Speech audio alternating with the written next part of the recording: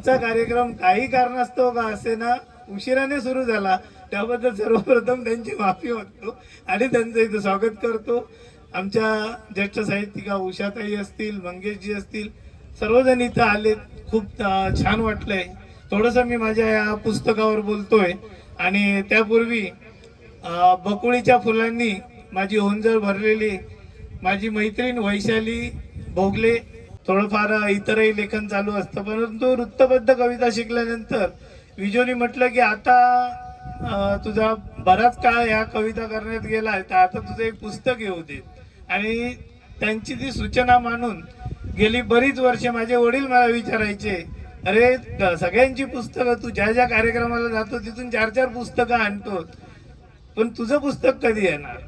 मग त्यांची एक इच्छा होती, म्हणून पुस्तक न छापायचा निर्धार असणारा मी पुस्तक छापण्याकडे वळलो. आणि माझी बहीण, मामी बहीण अपर्णा जाधव, जिने ह्या पुस्तकाचं जिचं श्रेय बऱ्याच अंशी दिला जातं, कारण मुखपृष्ठापासून आतील मांडणी असेल किंवा ते पुस्तक छापून घेणं, मी एकही दिवस कुठे गेलो नाही.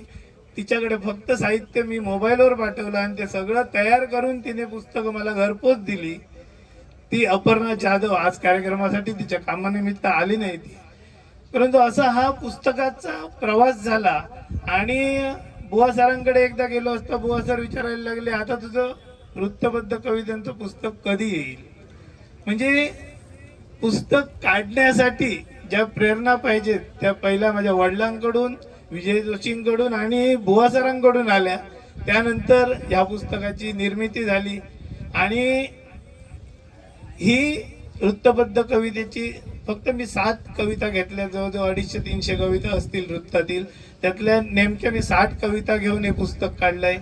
आणि बकुळीची फुलं ज्याचा सुगंध चिरकाल टिकतो, तसा माझ्या कवितांचा सुगंध सुद्धा चिरकाल टिकावा यासाठी या पुस्तकाला नाव बकुळीची फुले दिलेले आहेत.